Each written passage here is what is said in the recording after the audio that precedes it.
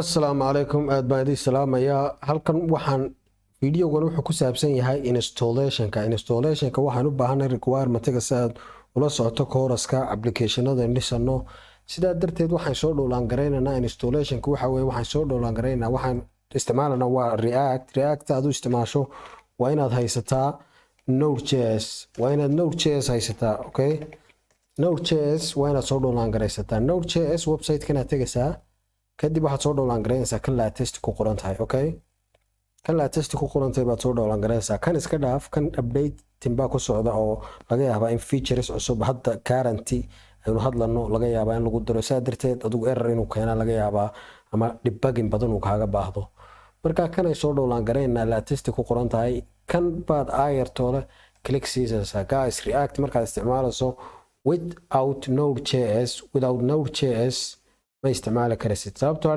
node.js ayaa ku rangaroobaa node.js macna waa engine javascript engine ah kadib isagaan u baahanahay isaga install baan leenahay kadib next baan leeyahay adigu license-kan iyo agreement-kan adigu click baad saaraysaa I accept baad leedahay next baad leedahay next baad oranaysaa kan iska dhaaf waxba ha check garaynaysa sababtoo ah terminal ayuu ku dhowlaan garaynayaa terminal ayuu ku dhowlaan garaynayaa marka iska dhaaf anigu haddaad doonto adigu waad click waad siin karaysaa laakiin se waa la iska dhaafaa adigu next baan odhanayaa kadib install baan leeyahay install markaan idhaahdo okay yes baan idhi installationka isagaa bilaabaya markaan intaa isagu installationka dhameeyo hadda wuu dhamaynaya okay kadib haddana waxaan soo qaadanayaa Visual Studio Code waa editorka inuu isticmaalno koodkeena inay ku qorno editorka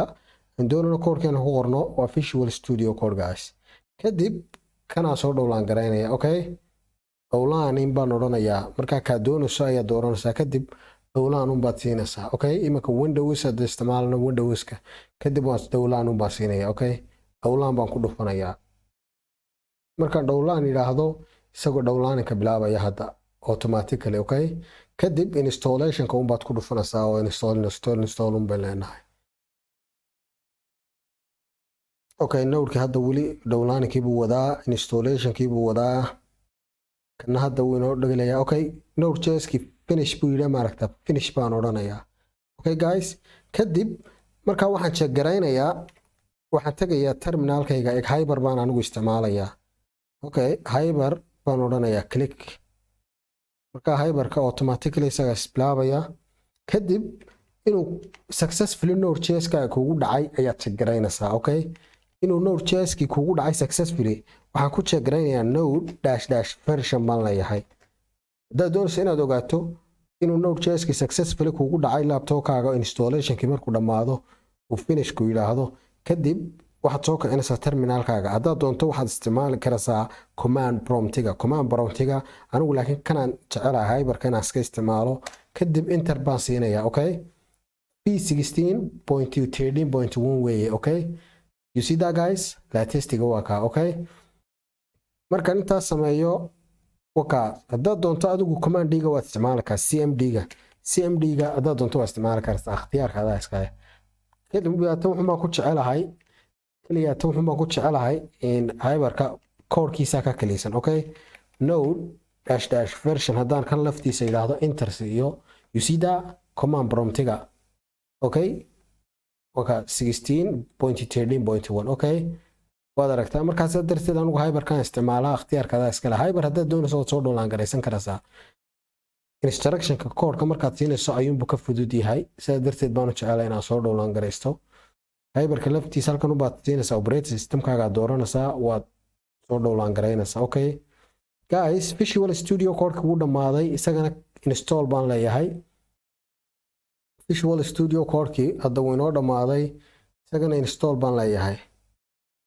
install ayaan leeyahay markuu ayar intaa yidhaahdo isagana install I accept the terms baan leeyahay accept the terms kadib next baan odhanayaa kadib waxaan check garaynayaa waxaan baan check garaynayaa sababtoo ah markaad file screen-kaaga ku abuurto oo right click siiso you can open with directly waxaad ku open garaynaysaa in Visual Studio Code. Desktop-kana haddaad doonayso icon-ka inuu kuu soo dhigo iska check garee, okay? Waa iska caada ikhtiyaarkaada iskale, okay? Haddaad doonto waad ka tegaysaa, okay? Anigu check baan siiyey, install baan ku dhufanaya, okay? Install markuu intaa yidhaahdo automatically saa kugu dhacaya, okay? Aniga kole wuu igu jiraa, laakiinse install haddaad tidhaahdo already waa uu kugu sii dhacaya. Marka install unbaad leedahay, kadibna finish unbaad leedahay, okay guys? Markaas intaa marka kugu dhaco kaliya ta wuxuunbaad samaynaysaa. Haddana waxaad u baahan tahay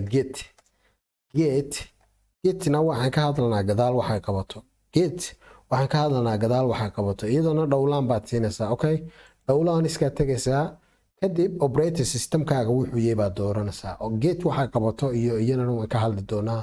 Ku shubo operating systemkaaga ku yahay click si, kadibna dhowlaan si. Haddaad Windows tahay Windows baad click siinaysaa, haddaad Mac tahay Mac baad click siinaysaa. Automatically iyada dhowlaan garaynaysaa, okay? Kadibna install baad leedahay as a same process. Haddaad si kala garan weydo fiidiyoyo badan oo iyadoo gooni loo dhowlaan garaynayo saddexdaa aan soo sheegnay ayaad arkaysaa. Markaad saddexdaa haysato then you good to go, you know? wax kale uma baahnayd, kaliya ta koodhka inaan qorno ood project-kaaga samaysato unbaad u baahan tahay. Ma fahantay guys? kaliya ta waa inaad node-kaaga check-garaysaa baan ku dhihi node-v, okay? ama dash version, okay? npm-v baan leeyahay, npm-v versionka node package-kana already wuu kugu jiraa. You see that? sidaa darteed intaasun baad u baahan tahay inaad la socoto project-yada application-ada qorano, inaad la socoto intaasaad u baahan tahay inaad haysato. Markaad intaa dhamaysato then waxaan isugu imananaa waa inoo iyo Visual Studio Code-ka aan programmadii wada qorano, kadib halkaasaan isku arkanaa. Khayr baan isku ognahay. aad baan ku salaamayaa.